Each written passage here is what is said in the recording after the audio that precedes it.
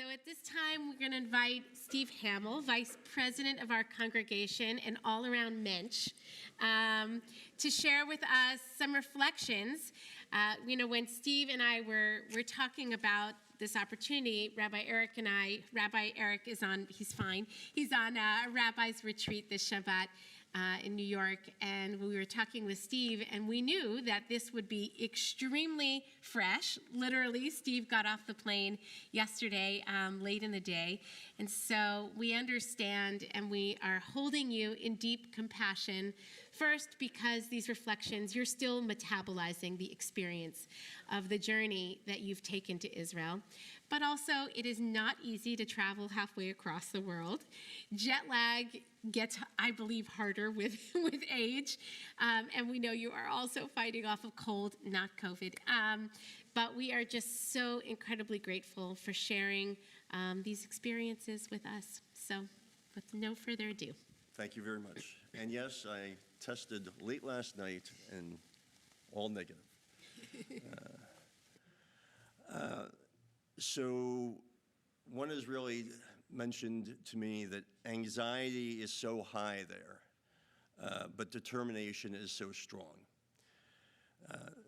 It's really a country right now of hope and resilience. In Israel, no one really asks, how are you? Because no one is really okay in Israel right now. That's on the one hand.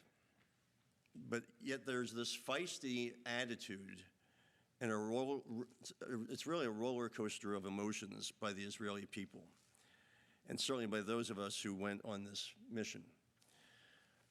And while I don't want to focus on the deaths and horrors of October 7th, it's certainly hard to avoid that.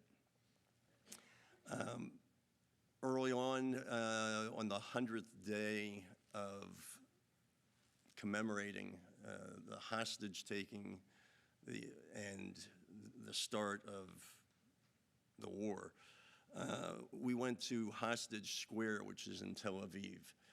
And it's this massive area where on that day there were thousands of people all over Israel that came, and there are hostage families who are there that they want you to talk with them. They want to ask. It's not like it's inappropriate, again, to say, how are you? But they want to talk about their loved ones that are in captivity. And there's this big tent with all the pictures of the hostages. It was really the first teary moment that I had when going through and looking at these pictures.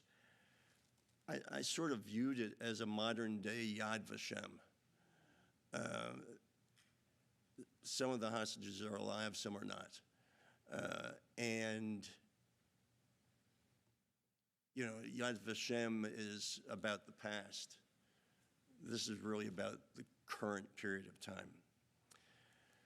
I can't tell you how many people, how many Israelis started their story with, it was October 7th at 6:30 a.m. when the sirens went off.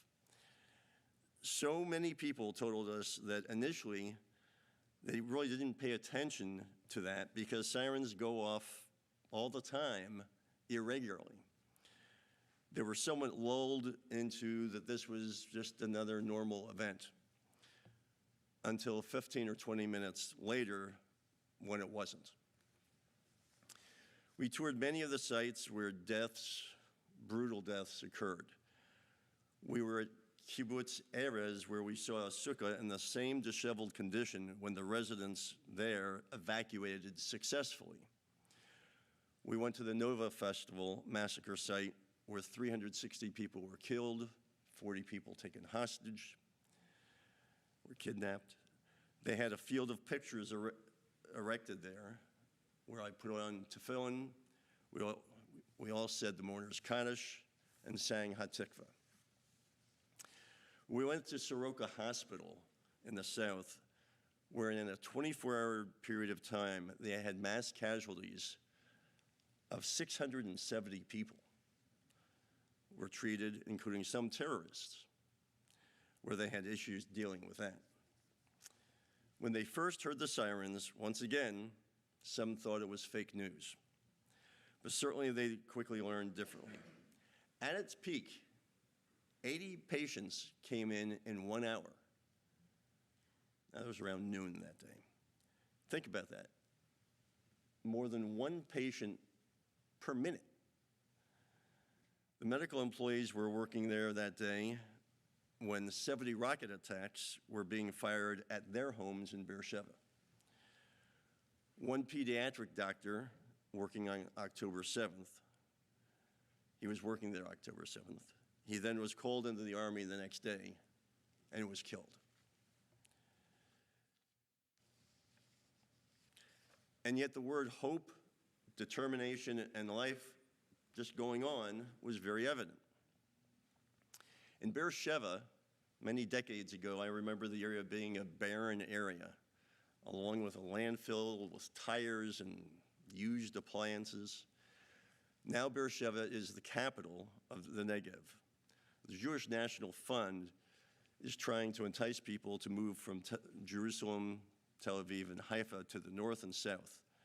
Beersheba is now a destination with young people, cafes, and artists. It's the place to be. JNF builds an entire community, not a singular item like a playground. They have the largest amphitheater in Israel, seating 15,000. There are schools, an employment center, medical center, and tech companies are encouraged to come in a community with a man-made lake. Beersheba is also where Soroka Hospital is. We were at Ra'anana 1 week ago, last Shabbat, when I was standing there thinking about, we were in it's an Orthodox synagogue, and I was thinking, I didn't see any security. I mean, we have security here in Raleigh, North Carolina, and here we are in Ra'anana. I didn't see any security. Didn't see any off-duty police officer as we have here. I was thinking about that when a 50-year-old man, who I later learned was the rabbi, took his place in the front row with his M16. I later learned that that 50-year-old man was the rabbi of the shul. I saw a few other M16s and handguns. The M16s are required to be with someone who's in the Army, and the rabbi was one of them. Just that very next day, or that Monday, a day after we were in Ra'anana, we learned of a stabbing killing one and injuring 17 others. But we knew nothing of that because life was going on elsewhere. Renee and I first learned of it via text of our Israeli neighbor and Beth Meyer member, Hava Hips, who texted us that it had happened. So moving along, we picked clementines, a ton of them. I mean, literally, in Talim near Sderot. We spent many hours during this hard work because without us and others doing it, the trees would go unpicked, both for this season and the many seasons to come. Prior to October 7th, 25,000 people from Thailand and those who were reservists did this work. Half the Thai people, as you may know, went back to Thailand, and the reservists, of course, were fighting the war. We saw the fruits of our labor picked up and sent to local markets that day. While picking the clementines along with grapefruit, we would often hear tank fire in Gaza, less than 5 miles away. As we were walking on the farm, a woman came out of a school and started clapping, saying, Kol HaKavod. We clapped back at her, thanking her and the others for their bravery. And afterthought, I was just thinking about this, all this hard work, and we're going to think long and hard when we sit down at our meal to think about all the hard work that goes into putting together our meals when we're enjoying them. Another uplifting thing we did was work on a production line on the main Air Force base in Israel around Kibbutz Hatzarim. For those of you old enough to remember the episode of I Love Lucy, you know. You don't know, but you know. You recall she was on a production line trying to keep up with the chocolates going on a conveyor belt. Well, this was the same. There were 2 conveyor belt lines with about 30 people in each line. Previously, soldiers were eating only rice and beans. On this production line, these boxes contained snacks for the soldiers. Salty items, sweet items, Norse soup, and more. Each box was enough for 4 soldiers. The pallets had 78 boxes, and the goal for that day was 40 pallets for the day, which we succeeded. If you're doing the math, we helped nearly 12,500 soldiers that one day. There were a bunch of high fives after that. The roller coaster of emotions continued with a drive to Kibbutz Re'amim, the site of the Nova Festival massacre, which I mentioned earlier. One of the Israeli guides said, "When I was at the Nova site, I felt as if I was in Poland. It angered me because I should never feel like that I'm in Poland when I'm in the homeland, my homeland of Israel." After that, we went on to something called the A-Team. This is an initiative of Israeli volunteers helping the IDF. They provide good food, showers, massages in the south. It's totally free for the soldiers. And more than 20,000 soldiers go there every single day. Investors in the JNF pay for this. So Renee and I were in line for Golda's ice cream at this A-Team area. I spoke with a reservist about what life was like for him. But he wanted to give me his most important tip: have the chocolate pretzel ice cream. I did. It was terrific. As was the ruach in singing that night. There was a singing group called Specials in Uniform. Don't know if you've heard of them. I had not.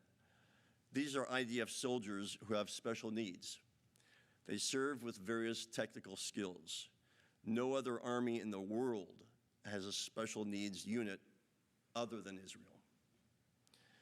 Another singer, a reservist, Shlomo Lipman, also sang Am Yisrael Chai, Mishaberach HaTikva, and other songs. By the way, you can get his music after Shabbat on Amazon Music, Shlomo Lipman.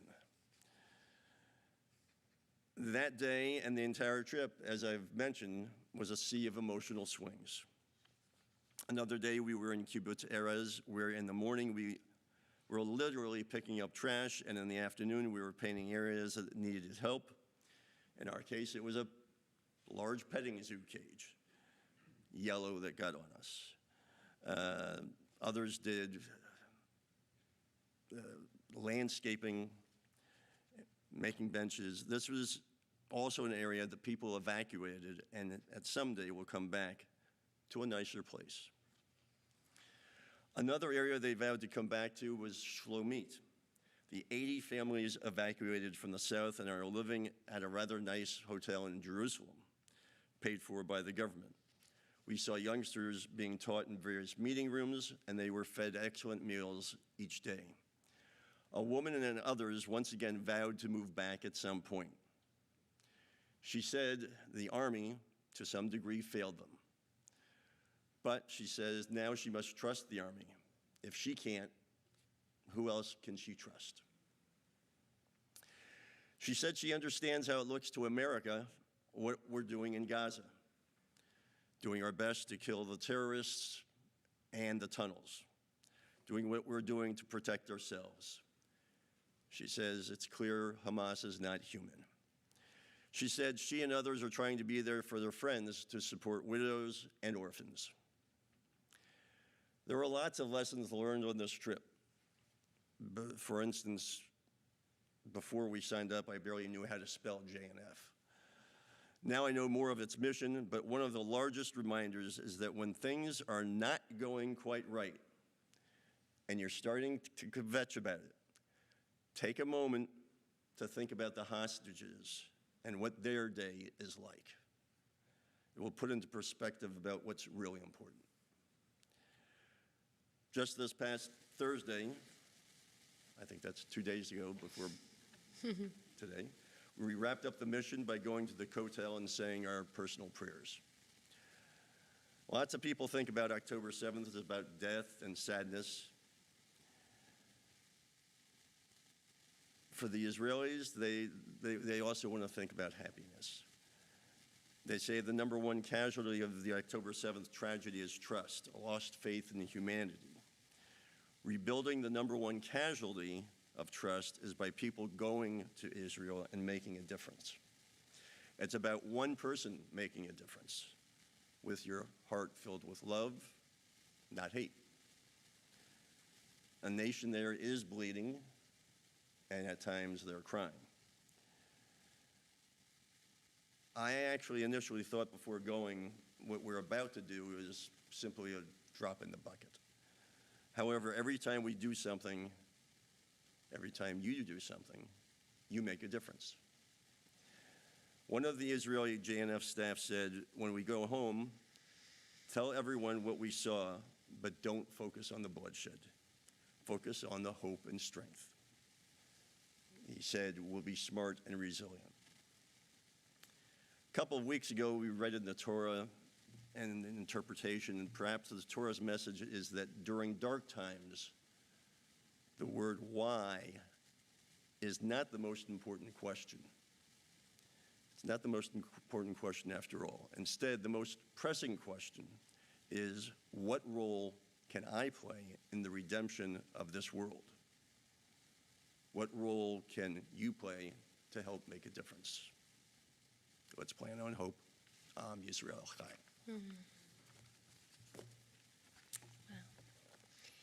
Thank you so much, Steve. And thank you, Renee. I just want to make a connection from your powerful words to this week's Torah portion. For those of you who were following along, we sort of experienced the last plagues in this week's Torah portion. Finally, the people go free. And as they are preparing to leave, all of Israel, Kol Adat Yisrael, the entire people, are commanded to take a lamb and to keep it overnight. And if you couldn't afford a lamb or couldn't procure one, you were responsible to share it with another family. And then, of course, this lamb would become the Korban Pesach, the Paschal lamb. That would be slaughtered. The blood would go on the doorposts of the house and would be eaten the next day as in the final moments before leaving Egypt. And one of the things that I find so powerful about that teaching, again, is the Kol Adat Yisrael. Every single one of Israel was responsible. And if you couldn't get your own lamb, another of Bnei Yisrael, another family in Israel was responsible to make sure you had. And Steve and Renee, you take that teaching and you've lived it out. That when our family is suffering and hurting, we show up. And none of us is, all of us hold that responsibility. And not all of us can go to Israel right now. We can certainly give our tzedakah, we can give our extra resources, we can send love in a variety of ways, but not all of us can get there. And so you've helped share your lamb with us so that we can feel and connect and experience this moment of hope and resilience and unity. Please, God, there should be peace for us, for our family, B'nai Yisrael, and for all our human family in the region. Thank you so much, Steve and Renee.